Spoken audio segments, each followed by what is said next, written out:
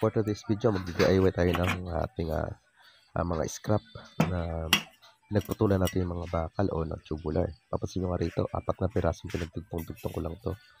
Instead na itapon or ibenta ko to sa bakal bote, hahanapan ko siya ng pwedeng paggamit ng pansayang lang din naman kasi. Ayan. Tagin ko nga itong bangkito o maliit na upuan. Papansin mo nga rito, yan, 4 na. Ayan. Pinagpatong ko yung tubular kaya naging 2x4 yung pinakataas na to. Ito yung magiging paa natin. Ayan.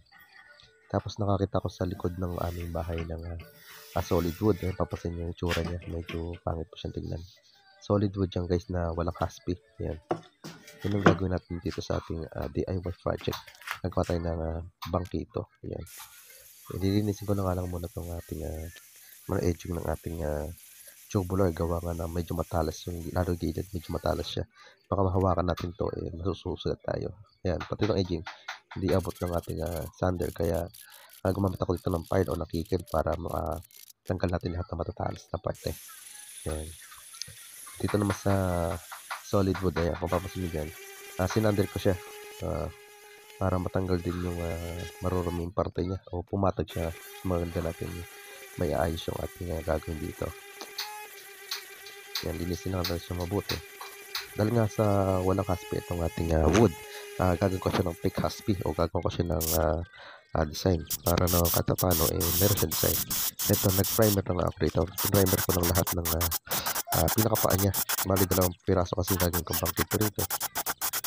Yan, at naisipan ko na i-primer muna lahat to.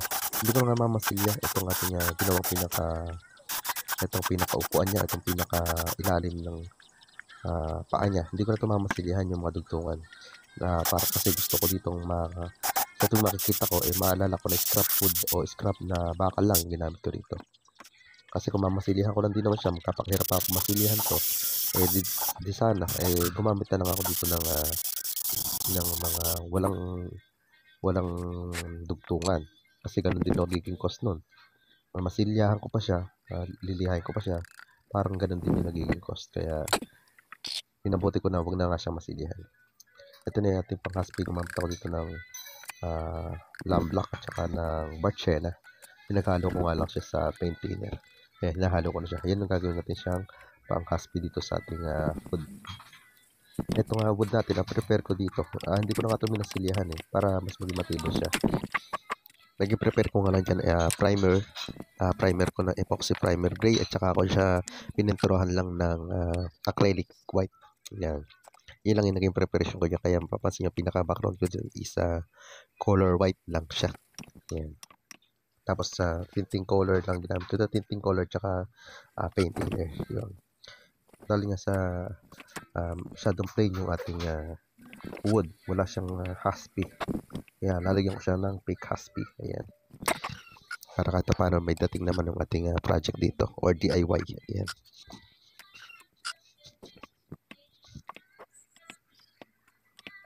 Basahan nga lang ginamit ko dyan sa pag-design. Ayan. Tapos sa paintbrush para naman sa gawa ng buko. Ayan. Papansin nyo, ayan. Kahit paano mayroon na siyang design na para siyang buko. Ayan. Paintbrush. Ayan, pwedeng ganyan. Kahit na anong gusto nyo, pwede rin. Pero depende sa inyo kung anong gusto nyo mag-design. Pwede rin naman gumagamit ng grading tools. Ako, madalas talaga ako gumamit ng grading tools. Maganda kasi yung green tools dahil sa design niya talagang maganda talaga siyang tingnan. Pero the same time ngayon gusto ko rin kasi matutong haspi na gamit lang yung brush tsaka yung basahan. Yan ang pinagka-practicean ko sa kanya sa ngayon. Kaya yan muna sa malilit na piece o sa pang DIY ko lang muna siya ginagawa. Para pagka dumating na yung time na doon ako sa project ko, marunong ako mag-haspi na basahan lang at itong paintbrush tsaka ang gamit ko. Yan. Medyo parang madali lang siyang tignan sa totoo lang pero napakahirap din lalo pag hindi ka artist sa pagdodrawing. Kaya para ka lang din kasi nagdodrawing dito pagka nag-aspect ka gamit ng basahan. Kaya may nahihirapan din ako kasi wala akong idea sa mga buko-buko sa totoo lang. Kaya dito, nagkakaroon lang din ako ng experience.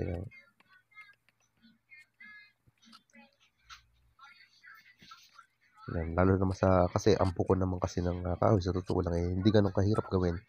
Lalo na hindi naman siya kailangan accurate talaga na pantay na pantay.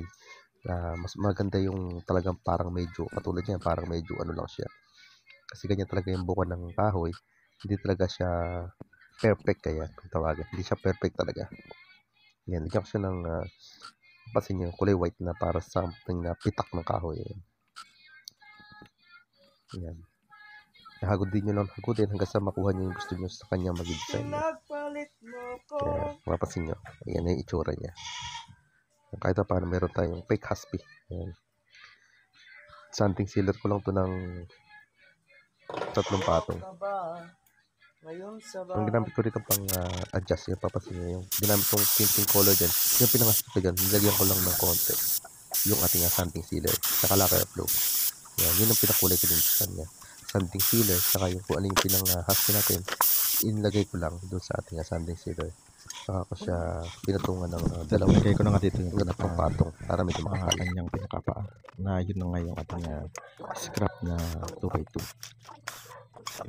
Papasin nyo nga rito, hindi ko na nga minasilya yung ating scrap na 2x2 na tubular para makita talaga na DIY lang talaga yung ating project.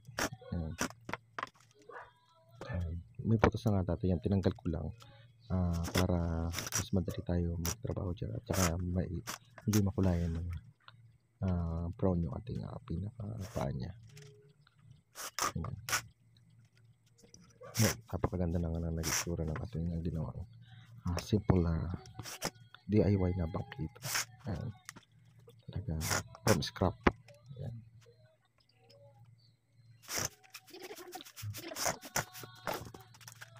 Ayan. Bali dalawa nga lang yan. Ito na ang itsura niya. Ayan. Check naman. Ayan, makinis na siya. Napakaganda niya. Ayan. Ayan. Tapos nyo nga yan. Ayan pa yung mga welding niya. Hindi ko na talaga uminasilihan niya para kitang-kita talaga na from scrap wood. Ayan, scrap metal lang. Ayan. Ito, 4 na pinagtugtong ko lang yan. Para sigurado na maganda siyang tignan from scrap. Ayan. Thanks for watching.